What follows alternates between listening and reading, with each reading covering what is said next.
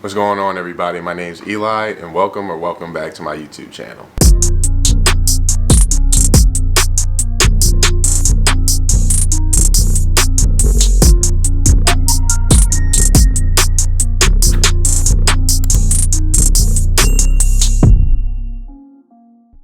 This is the 14th episode of my Clinic Diary series. I know it's been a while since I've done an episode of the Clinic Diary series, but I figured I had a little bit of time today on this Friday, and I didn't make a dental school vlog this week, so might as well do another Clinic Diary series episode. Fine. So before we get into the episode, if you're new to the channel, my name is Eli. I'm a third-year dental student at Boston University. On this channel, I make dental school vlogs and videos with advice for pre-dental students. So if that's something that interests you, please make sure you subscribe, like the video, comment under the video, share the channel with anyone else that might find it interesting, etc. This specific series I use to describe my journey in clinic going through third and fourth year.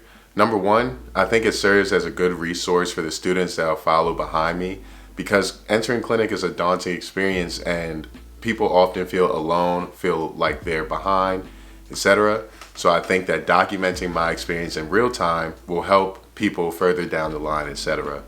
Number two, it helps my community and my subscribers kind of understand what I'm doing on a day-to-day basis, especially because there isn't always a lot of time for me to make dental school vlogs or do my regular vlogging. And sometimes it just serves as a way for me to vent, ramble, or whatever I want to do in front of the camera. So, I've been in the clinic since August. It is now February 2nd. I have not made an episode of the Clinic Diaries since I don't even know when, but at least since this semester started. So I figured I would update you all with how this semester has been going, how clinic is changing, etc., etc. First things first, this semester in clinic has been going really well for me. I know that my subscribers, people that have been around for a little while, that have been watching previous episodes of Clinic Diaries, know that I had a bout of bad luck last year where I was running into a lot of cancellations, no-shows, etc., etc. And I'm proud to say that that has taken a turn. This month, I don't remember exactly how many patients I saw, but it was a lot. And honestly, this month, or January, I only had 2 cancellations, and they were both because of the snow. There was a snow day, and I go to school in Boston. Snow doesn't really stop the show, but there was ice on the ground, etc., etc. One of my patients ended up canceling last minute because his car was stuck. Nothing you could really do about that, Another one of my patients, the day after that snowstorm happened, I haven't actually been able to get in touch with them at all, so I'm working on that. But I think last semester, part of the reason why I ran into that issue, although I was doing everything I was supposed to be doing, calling my patients the day before, reminders, booking them myself, etc., I was giving people too much grace, honestly. If something happened, I'd be like, okay. But, towards the end of the semester, like late November and December, I had to get rid of that. So people that I wasn't able to get in contact with, eventually got them removed from my roster. People that were consistently canceling or no-showing appointments, got them removed from my roster. You just can't have so much grace for people when you're in the position I'm in. As much as you want to be, an understanding human, you want to give people benefit of the doubt, you want to give them time. You also are, 1, trying to graduate, 2, spending your hard-earned time that you're not getting paid for to go to school, set up your bay, do all this work for your patients, and for them not to show up means they're not holding up their end of the bargain. And that's unfair to you. So it's kind of a necessary evil that you have to deal with by removing people from your roster, going through the proper steps to do that, doing your due diligence as far as handling your patients, calling them, making sure that you're doing your part, so that there are no questions when it comes to why you want to remove a patient from your roster, I think another thing is last semester I could have done this more quickly. I think last semester I would call a patient once a week. If I can't get in touch with them, I'm calling them once a week. Whereas here it's like every other day. By the end of the week, if I still can't get in touch with you, I'm sending a hard to contact letter. If we're still not getting in touch with you after that letter, I'm getting you removed from my roster. And instead of letting it draw out for months, this is a 1 month thing. I'm not worried about it going into the next month because it got handled already. So that is something that I've had to change from first semester to second semester. And when you're in the nature of dental school and you're dealing with certain patient populations, these are problems that you just might run into. And take my advice, do your due diligence, but don't let people waste your time, because your time is valuable. And that's something that you really have to remember. As much as you want to be a good person or be someone's therapist or counselor, whatever it may be, you have a job to do and you have a degree to get. So it just is what it is. Aside from that, I finished like all my surgical assists for perio, so I'm getting graduation requirements done. I am getting a lot of my like summative exams done, so more graduation requirements done. I can honestly say that after the month of January, I feel very comfortable with where I am in clinic. I no longer really feel like I'm falling behind.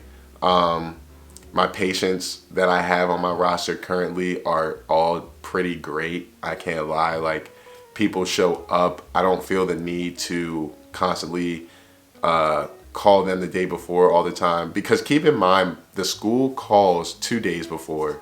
But I always used to call a day before just in case, because the school doesn't even let us know if the person picked up or whatever. You know what I mean? So it was on me, and I was doing it, both things, and I was going the extra mile just for time to be wasted. And now, it's definitely a big stress relief to not have to do all that and still know that your patients are going to show up and they're going to be compliant, etc. I'm working on operative cases, which is like fillings and stuff. I have three different denture patients. So I'm getting my removable prosthodontics requirements done. I'm starting fixed prosthodontics. In the group practice that I'm in at my school, we kind of have a weird thing where like we, as first semester D3 students, we don't really do fixed prosthodontics, mainly because we distribute the patients in a way where they're getting the fourth year and the second year advanced standing students finish with the fixed requirements now. So like, if we had a patient that needed a crown or anything, we would have to pass it off to a D4 or AS2 during the first semester, just to make sure they were like caught up on their requirements, as well as keeping in mind that they are the more experienced students in the group practice. So it kind of works out well, and in turn, next year the same thing will happen for us, where we'll be getting patients from the D3s so that we could do fixed prosthodontics work and make sure that we graduate on time. And I will say that although it could make you feel behind because your classmates that are in other group practices are doing all these procedures, etc., my group practice, people don't sign out late. Like, when you walk across that stage for graduation, you don't have to come back to clinic another month to get requirements done. People in my group practice get things done on time. So I'm fine with it. It takes a load off of us as D3s in the first semester, because fixed prosthodontics are one of the more challenging procedures to do, and let us ease into it. That's fine. Next year, I know that when the D3s are easing into it, I'll be good and ready to take on some of their fixed prosthodontics cases, etc. But now, as second semester comes, we are starting to do fixed prosthodontics. We don't have to hand off all our patients.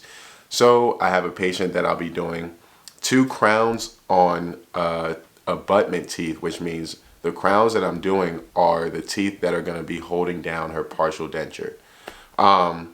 It's definitely a very exciting case. It's a very complete case, like a full mouth restoration. She's getting a complete upper denture, a lower partial, abutment crowns. Like, I already did a composite filling. It's a lot of work that I'm getting out of her. She's a very compliant patient. She shows up. She's very nice, and I'm excited. Other than that, like, I'm just, in general, I'm excited that I'm getting a lot of things done. I feel like I'm progressing very well in clinic now, whereas before it got shaky. I'm not gonna lie, I got a little shaky, but I feel like it's going better now. So that's how clinic has been going. Other than that, that's kind of all I had to say. I definitely wanted to continue the series going into the second semester. So 14th episode of Clinic Diaries series right here. It's done. Plenty of exciting videos coming this month. I don't want to spoil anything, but I have two really good videos planned for this month that are 100% gonna get done, and I have some others that I'm working on, and we'll see how that goes. But anyway, don't want to talk too much, don't want to ramble. Thank you all for watching. Please make sure to subscribe if you're not subscribed and you watch this video all the way to the end. Please make sure to check out the dental school vlogs. Like, they're getting so much better. They're getting so much more cinematic. The quality, the content is getting better. Like, everything on this channel is evolving slowly but surely, just the way that I want it to. So if you're new to the channel, or if you're a returner that hasn't been in a while, please check out some of the dental school vlogs that I've been making this year, especially in the year 2024 after I got my drone. Check them out, man. Like, there's good work going on there. Anyway, I'm talking too much. I'll see you on the next video on the channel. Peace.